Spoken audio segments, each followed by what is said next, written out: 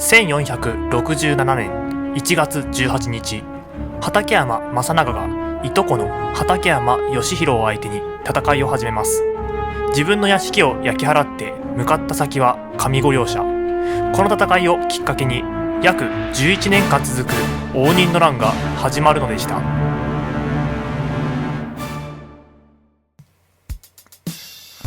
はい、どうも皆さんこんにちは。今回は応仁の乱の始まりについてお話ししていきます。これまでの経緯については動画を3つ出しているので、そちらをご覧ください。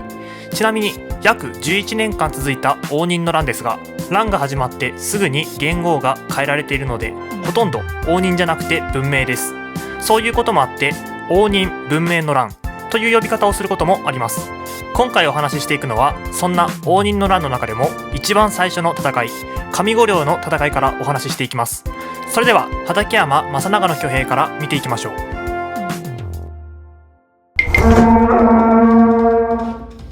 畠山正長と畠山義弘は長きにわたって戦ってきた因縁の関係でした。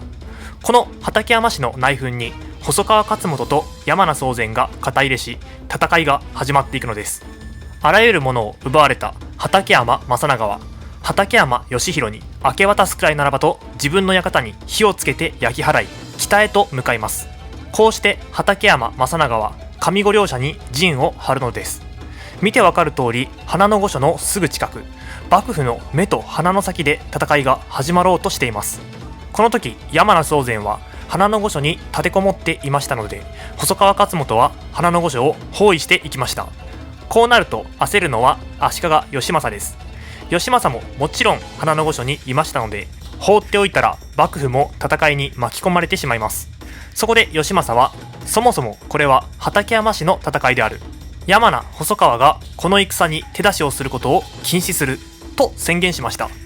こうして戦いは畠山義弘と畠山正長の1対1に持ち込まれ、18日の夕方、ついに両軍が激突します。夕方から始まったこの戦いは、寒い冬ということもあり、みぞれが混じった悪天候の中、日をまたいで次の日まで続きます。双方で数十人の死者を出す激戦でした。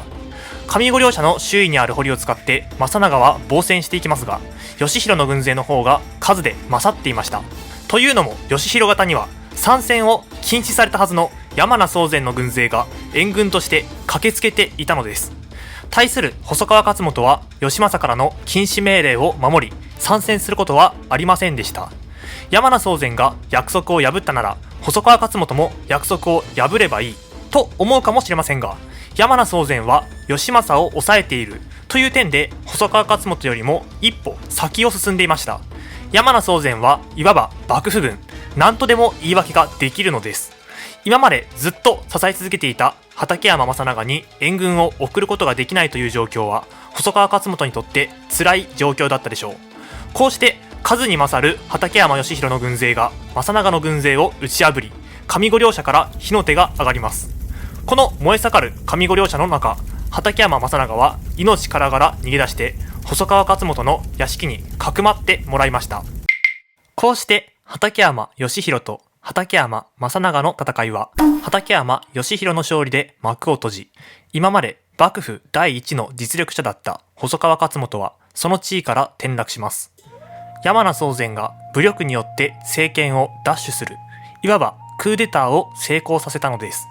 政権を奪取した山名宗全、畠山義弘、司馬義門は幕府の政治を牛耳って我が世の春を謳歌していくのですが、対する細川勝元は政治の表舞台から追われてしまい、畠山正長を見捨てた腰抜けという汚名を着せられてしまいます。義政からの参戦禁止命令を守った細川勝元が腰抜け扱いをされるようになり、面目丸つぶれ、このままで終われるわけがない、細川勝元はそう思っていたのです。その後細川勝元は再度幕府で働くようになりますが、面目を潰された勝元がこのまま黙っているわけがありません。もはや畠山氏内部の争いは細川対山名の戦いに形を変えていました。現代に生きている私たちはこの後にも戦いは続くということを知っていますが、当時を生きている人たちにとってはこれから先のことは分かっていません。当時の人々は上五両の戦いで戦いは終わったと思っていたでしょう。幕府も文章という元号は良くなかった。応仁という元号に変えて平和を願おうとして元号を変更しています。しかし本当の戦いはこれからでした。戦いの火の手は地方から上がります。山名方が文国から運んでくる年貢を細川方が奪うといった事件が丹後の国、丹波の国で起こったのです。さらにもともと守護だったのにその地位を奪われた大名やその一族など不満を持っている人々が反乱を起こしていきます。しかしこれらは細川勝元の陽動作戦、メインの狙いはもちろん京都です。細川勝元は軍勢を京都に集結させていき、京都は兵士で埋まっていきました。一方山名方は畠山義弘が当時に陣を張ったり、柴義門の屋敷や一色義直の屋敷を使って連日作戦会議を行ったりしていきます。そして5月26日の明け方、ついに細川勝元が挙兵します。細川勝元の復讐が始まるのです。応仁期の記述によれば細川方は16万、山名方は11万という大軍を抱えて行われたこの戦いは細川方が動いたことから始まります。夜明け前に実相院と小実坊を占拠したのです。狙うは山名方の一色義直の屋敷でした。占拠した拠点から細川方は出陣、一色義直の屋敷に奇襲を仕掛けました。この奇襲によって一色義直邸は火をかけられ、一色義直は山名宗全邸へ逃亡。それと同時に細川勝元は花の御所を包囲することで足利義政を確保することに成功しました。上五稜の戦いでは山名宗全に義政を抑えられ苦い経験をしていたので、先手を打って義政を抑えたのでしょう。その後山名方も反撃に出て実相院と小実坊を取り返そうとしますが、細川方の反撃により撤退。山名方は作戦変更を余儀なくされます。山名方が狙ったのは細川方の中でも孤立していた拠点、細川勝久の屋敷でした。京都の至る所に火がかけられて大混乱の中、作戦の実行のため柴義門が細川勝久の屋敷へ向けて出陣。細川方も抵抗しますが山名方の反撃によって撤退しました。その後さらに援軍を送ったことにより長期戦に疲れていた西軍は撤退。細川勝久は屋敷に火をかけて逃亡します。こうして両軍は堀川を挟んで睨み合う形となりました。その後戦いは膠着化して足利義政が停戦命令を出したことにより戦闘は中断。この戦いで京都は甚大な被害を受けました。その後も足利義政は何とかして戦いを終わらせようと奔走していますが、細川勝元の反撃はまだ止まりません。山名宗全を徹底的に潰しにかかります。細川勝元は足利義政に足利義見を大将にしてほしいとお願いしました。結局足利義政はこの要求を飲まされてしまい、今まで中立の立場だった幕府は細川勝元を支持すると表明したことになります。こうして細川方が京都の東側にある花の御所を本拠地としたので、これ以降東軍と呼ばれるようになり、山名方が西側にある山名宗全邸を本拠地としたので西軍と呼ばれるようになります。ちなみにこの辺りは現在でも西陣という地名なのですが、これは応仁の乱に際して西軍が陣を張ったことから西陣という地名になっています。さて東軍が幕府の後ろ盾を手に入れたことにより、これ以降東軍が優勢の状況が続いていきます。